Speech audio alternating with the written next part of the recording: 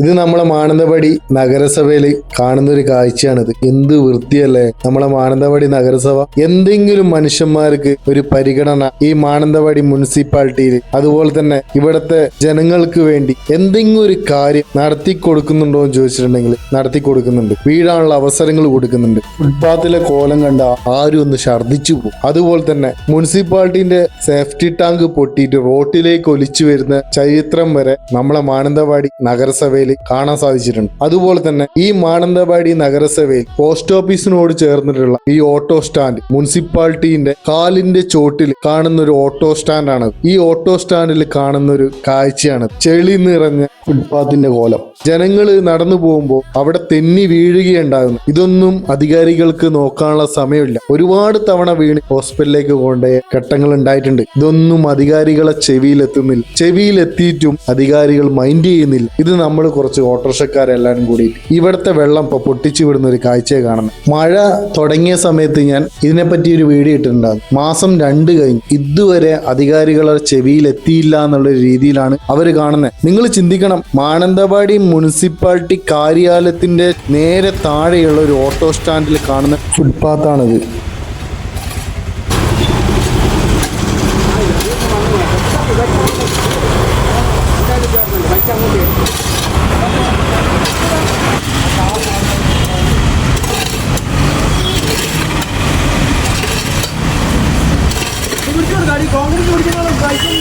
ഇവിടെ വരെ ഉണ്ടാവും.